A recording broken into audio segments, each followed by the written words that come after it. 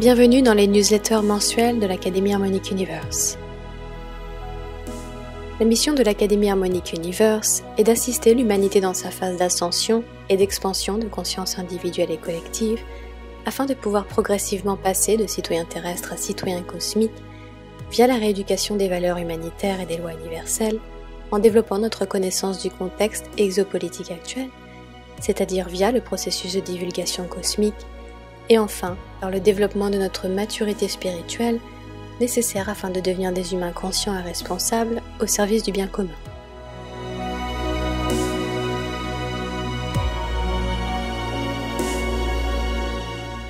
Je suis Laura Marie et au programme de cette newsletter de juin 2018, la loi de cause à effet.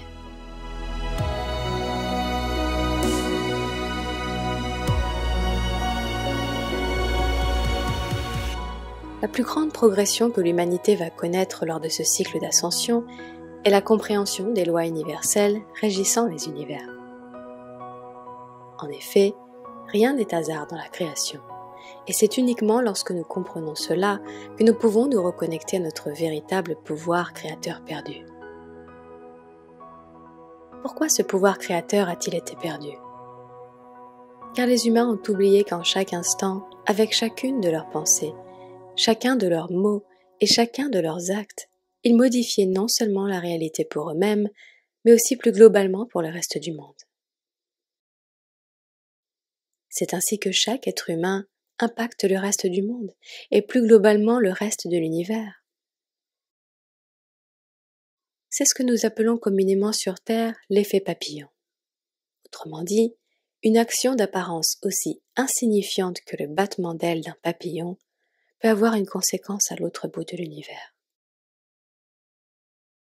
Malheureusement, la plupart des humains ignorent encore leurs responsabilités dans chacune de leurs pensées, dans chacune de leurs paroles et dans chacun de leurs actes.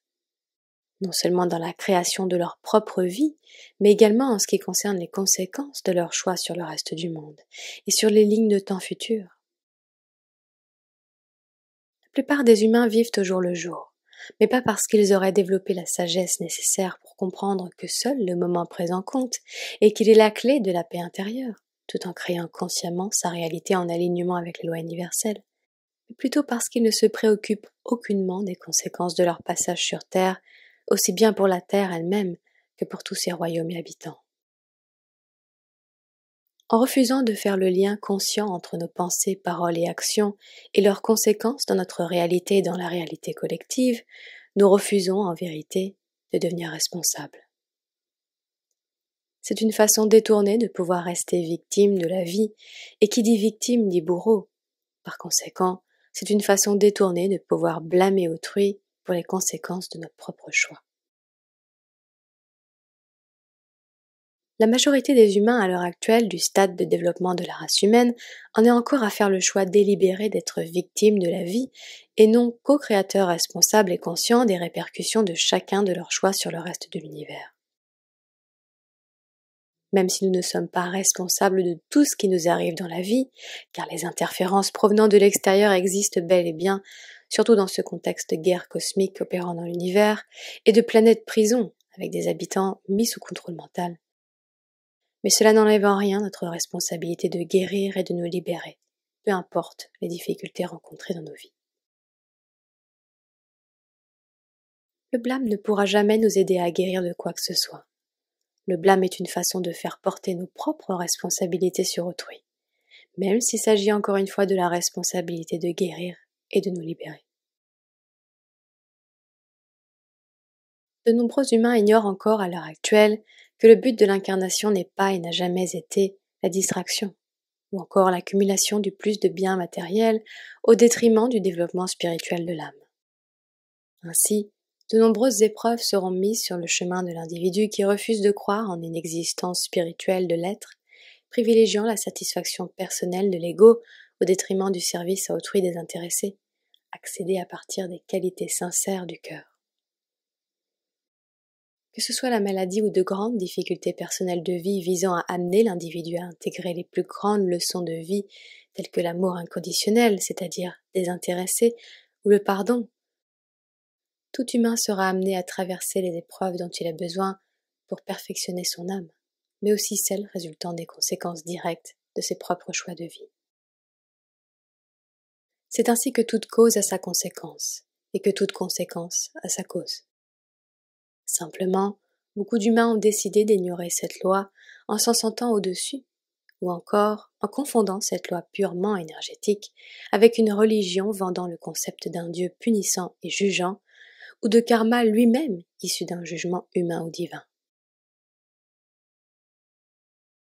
Le karma est simplement la réalité énergétique de la loi de cause à effet. Nul Dieu ne juge ni ne punit. Seuls les individus sont responsables eux-mêmes de leurs propres agissements et des conséquences qui en découlent. Si nous pouvions voir en chaque instant la réalité énergétique se produisant avec chacune de nos pensées, chacun de nos actes et chacune de nos paroles, nous verrions qu'en chaque instant, de multiples lignes de temps potentielles se créent. C'est-à-dire que nous modifions en permanence notre propre destin, par chacun de nos choix, aussi insignifiants puissent-ils paraître.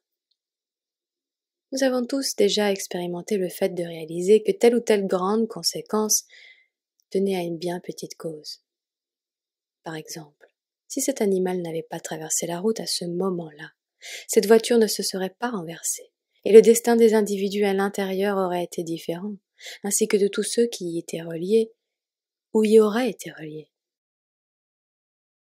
Si nous n'avions pas prononcé cette parole sous la colère, cette dispute n'aurait pas eu lieu, le cœur de cette personne n'aurait pas été brisé, et nous n'aurions pas sombré dans la dépression, et cette personne ne se serait pas suicidée. À l'inverse, pouvons-nous réellement mesurer l'impact d'un sourire dans la rue, d'un mot ou d'un geste gentil à un être cher ou à un inconnu? Si nous pouvions tracer sur la durée les répercussions de chacun de ces battements d'ailes de papillon, nous réaliserions avec effroi ou avec émerveillement à quel point chacun de nos choix modifie en permanence la réalité universelle.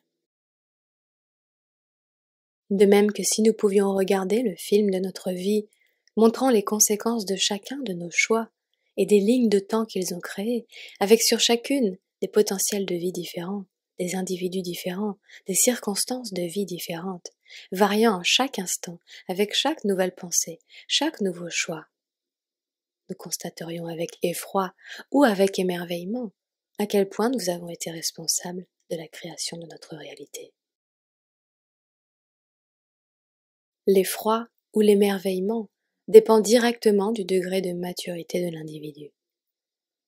Plus l'individu est mature, plus il est responsable, et donc plus il crée avec émerveillement sa réalité et sa contribution dans la réalité universelle. Moins l'individu est mature, moins il veut être responsable, et plus il utilise le programme victime-bourreau pour se dédouaner des conséquences de ses propres agissements. C'est ainsi qu'il fait le choix de rester une victime perpétuelle de la vie. Mais la chance et la malchance n'existent pas, et la vie n'a pas de parti pris. La vie est simplement cette opportunité de vivre des expériences que chacun saisira à sa manière, selon ses propres choix et préférences. Le choix de la maturité impliquant plus de responsabilité, il a été le plus rarement choisi à ce stade de l'évolution de la race humaine.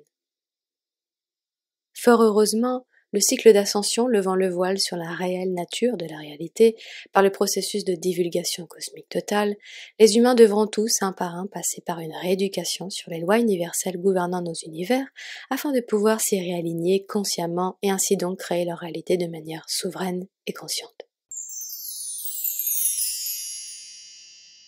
Interférence dans la loi de cause à effet. Superposition de karma. La Terre et ses habitants ayant été sous l'influence de races extraterrestres négatives parcourant l'univers à la recherche de territoires à conquérir dans le but d'asservir d'autres races pour du service à soi-même, les humains ont été manipulés dans la création de leur réalité, et ce depuis des milliers d'années. Victimes d'amnésie totale à la naissance, ils reproduisaient sans cesse les mêmes erreurs et apprenaient difficilement de leurs leçons. Ces cycles de réincarnation n'étaient pas organiques et étaient créés artificiellement par la matrice de fausse lumière, créée par les races négatives extrêmement développées technologiquement et sachant parfaitement maîtriser l'énergie et la modification de la réalité. ne pouvant elles-mêmes créer de manière organique, étant des races vandales ne souhaitant pas se réhabiliter et en violation des lois universelles depuis des millions d'années, ces races utilisent le pouvoir créateur des êtres que l'on appelle christiques, c'est-à-dire gouvernés par les lois universelles et avec une conscience organique pour modifier la réalité universelle. C'est ainsi que beaucoup d'humains sont sous contrôle mental, par le biais des programmations orchestrées dès l'enfance sur la race humaine et créent une réalité bien loin de celle initialement choisie par leur âme. Ils contribuent, sans le savoir, à nourrir cette matrice artificielle et déconnectée de la véritable existence divine et souveraine, et sont utilisés comme pile énergétique pour nourrir certaines forces dénuées de lumière vivante organique et nécessitant la consommation d'énergie d'autrui pour survivre. Le vaste système de contrôle mental collectif de la race humaine est organisé non seulement par les diverses programmations de société ainsi que religieuses, mais également par toutes sortes d'implants d'intelligence artificielle visant à perturber le processus organique d'évolution d'un être vivant. Ainsi, c'est avec l'intelligence artificielle que les races négatives ont réussi à manipuler et à déconnecter les humains des lois universelles et en particulier de la loi de cause à effet. L'intelligence artificielle est aujourd'hui la plus grande menace pour l'humanité. Dès lors qu'un humain consent à fusionner sa conscience ou son corps organique avec la machine, il consent à abandonner ce qui faisait de lui encore un être christique, c'est-à-dire, loin de toute croyance ou religion, un individu organique, encore relié de manière organique à la source, à la lumière vivante et donc aux lois universelles. Cette déconnexion peut être fatale et irréversible. De nombreux individus informent aujourd'hui des dangers du transhumanisme. Malheureusement, beaucoup d'humains sont et seront séduits par ces promesses sans en comprendre les graves conséquences pour leur futur en tant qu'âme et le futur de la race humaine en tant que civilisation. Cet effet papillon aura également un impact sur les civilisations voisines qui elles aussi sont touchées par cette invasion inorganique. La technologie n'est pas mauvaise en soi. C'est l'intention qui est derrière et de quelle manière cette technologie perturbe l'homéostasie du corps humain originel organique qui déterminera son impact sur la conscience de l'individu et donc sa destinée. Malheureusement, l'humanité à ce stade n'a pas encore conscience des répercussions d'une telle intrusion d'intelligence artificielle dans les corps humains et les consciences, et sombre dans la duperie et le leurre. Les races responsables de l'asservissement de la race humaine sont maîtres de l'intelligence artificielle, en opposition avec l'intelligence du cœur, et ont dégénéré leur propre génétique par cette fusion avec la machine, au point de ne plus pouvoir retrouver de forme de vie organique pouvant abriter leur conscience dégénérée. Lorsqu'une conscience est assimilée à l'intelligence artificielle, elle perd sa connexion du cœur et se transforme en automate, branchée sur l'esprit de ruche et perdant toutes les qualités du cœur représentées par les hautes valeurs morales, directement reliées à une conscience saine. C'est ainsi que c'est en se coupant de ces émotions, de la conscience et du complexe du cœur que nous pouvons nous transformer progressivement en psychopathes. La psychopathie est la caractéristique principale de ces races déconnectées et elle explique bon nombre des comportements humains ou événements historiques innommables et difficilement concevables pour un esprit sain. La race humaine a été victime de milliers et de milliers de guerres, de génocides, de torture et de sacrifices au nom du pouvoir ou de la vénération. C'est le propre de ces races sans foi ni loi, c'est-à-dire déconnectées de la conscience christique, ayant fait le choix de défier les lois universelles. Comme leur corps physique est assimilé à l'intelligence artificielle, elles se sont rendues immortelles et contournent ainsi le processus de rééquilibrage, c'est-à-dire le karma, effectué au lâcher du corps physique. C'est ainsi qu'elles contournent la loi de cause à effet. Mais nous ne pouvons éternellement défier Dieu. Et même si Dieu n'est ni un homme ni une femme, ni une figure spirituelle ou religieuse, Dieu est ce champ unifié, au-delà de toute distorsion, que constituent justement ces lois universelles par lesquelles tous les univers organiques sont régis, gardiennes de l'harmonie et de l'expansion perpétuelle. Sans harmonie, le chaos peut intervenir, et les lois universelles ne sont ici ni pour punir ni pour juger, mais pour maintenir l'équilibre et l'harmonie nécessaires à l'expansion du bien commun. Celui qui ne veut être régi par ses lois pour satisfaire ses propres désirs égoïstes n'est donc pas au service du bien commun et préfère sacrifier l'existence des autres au profit de la sienne. Ceci ne fait pas partie des valeurs permettant l'expansion d'une âme vers son plus haut potentiel et amène la conscience en question à sa propre dégénérescence à terme. Seuls les individus les plus arrogants peuvent croire pouvoir rester éternellement au-dessus de toute loi. Amplification de la loi de cause à effet pendant l'ascension.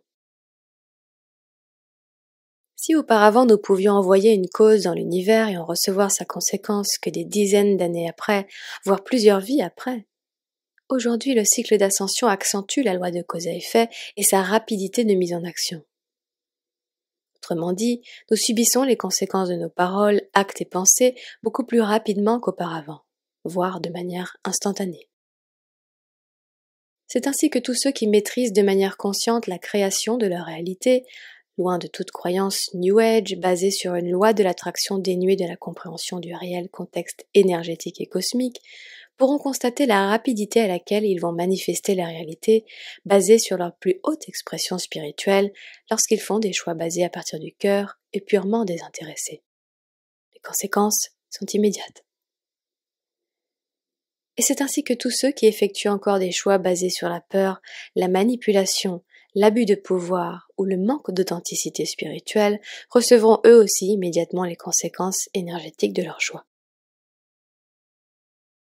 Nous entrons dans un cycle où seule la vérité, l'authenticité et l'harmonie peuvent être soutenues énergétiquement. Tout le reste s'effondrera progressivement, même si cela prendra plus ou moins de temps en fonction des circonstances de chaque cas. C'est ainsi que nous devons tous prêter attention à nos pensées, à nos paroles et à nos actions, afin qu'elles soient alignées à des intentions pures et bienveillantes. En effet, ce ne sont jamais véritablement les actes en eux-mêmes qui sont jugés, mais c'est la vibration de nos intentions qui va attirer dans l'univers leur correspondant énergétique.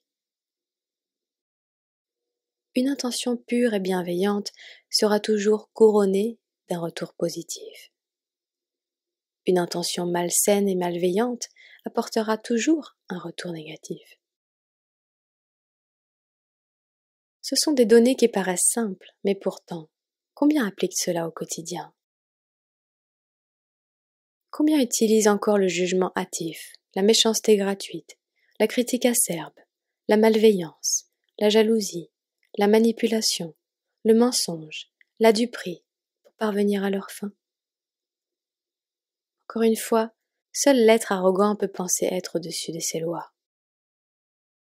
Malheureusement, l'arrogance n'est pas compatible avec la sagesse, et c'est l'absence de sagesse qui emmène une conscience vers sa propre autodestruction, par la loi de cause à effet, purement et simplement.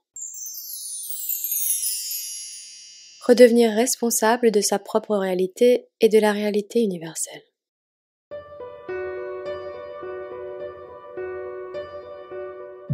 Se reconnecter aux lois universelles implique de réapprendre à créer consciemment sa réalité et à ressentir en soi les répercussions de chacun de nos choix sur autrui.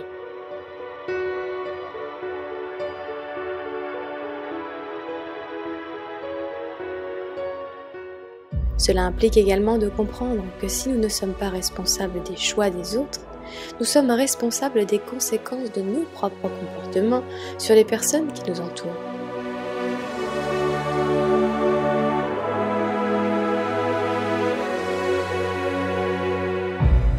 Combien de parents ne comprennent pas leur responsabilité dans l'influence qu'ils ont sur leurs enfants et ainsi donc sur leur destinée?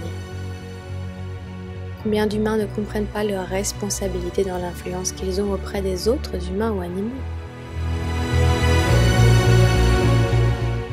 Combien d'humains se sentent responsables de l'état de ceux qui les entourent, les impactant chaque minute avec la qualité de leur vibration?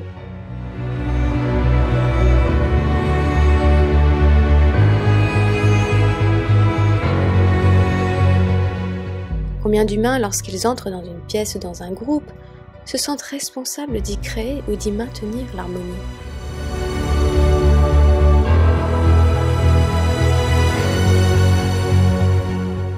Combien d'humains consomment encore des substances hautement toxiques pour eux-mêmes et pour les autres, et blâment ensuite les autres pour les conséquences de leurs propres choix?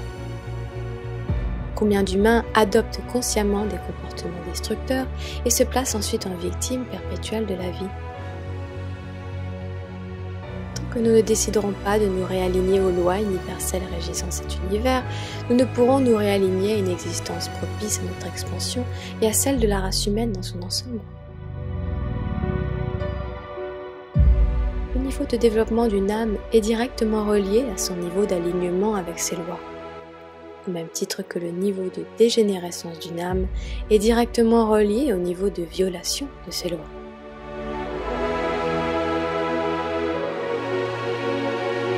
Pour devenir responsable de la création de notre propre réalité et de son impact sur le reste du monde et de l'univers est véritablement la clé pour se réaligner à ces lois immuables de la création qui ne peuvent être défiées qu'à ses risques et périls, au même titre que la loi de la gravité dans cette dimension.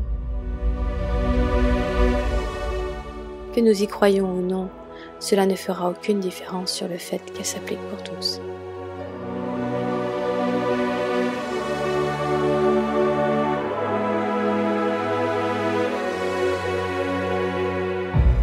Loi de cause à effet, service à autrui et citoyenneté cosmique.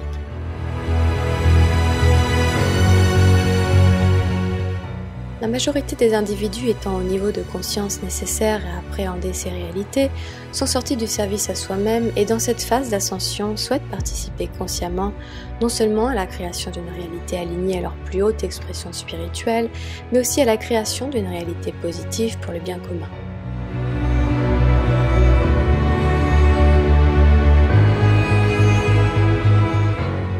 Ces consciences sont ce que l'on appelle au niveau cosmique dans le service à autrui et souhaitent s'utiliser comme véhicule pour influencer la conscience collective humaine, protéger le vivant et plus globalement contribuer à l'harmonie sur Terre. Lorsque nous sommes à ce stade d'évolution, nous pouvons utiliser consciemment la loi de cause à effet pour impacter positivement la race humaine ainsi que tous les royaumes peuplant la Terre.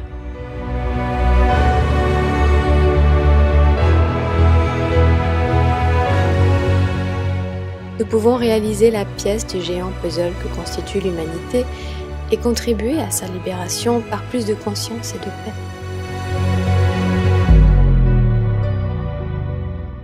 Nous cessons de sous-estimer notre impact personnel sur le collectif en comprenant l'effet papillon et que même les plus petits actes peuvent aboutir aux plus grandes conséquences. Et même lorsqu'ils ne modifient pas l'humanité dans son ensemble, ils peuvent modifier le destin entier d'un individu. C'est ce que l'on appelle être au service du plan divin.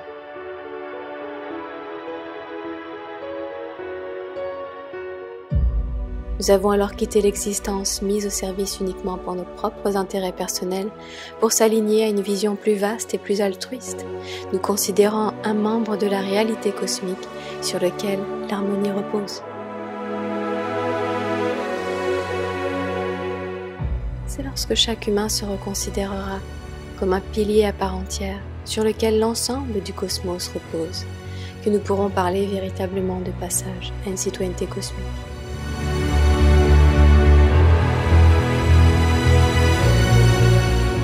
Un citoyen cosmique n'a pas uniquement conscience de sa propre existence, il en fait le lien permanent avec celle des milliards d'autres consciences peuplant les univers.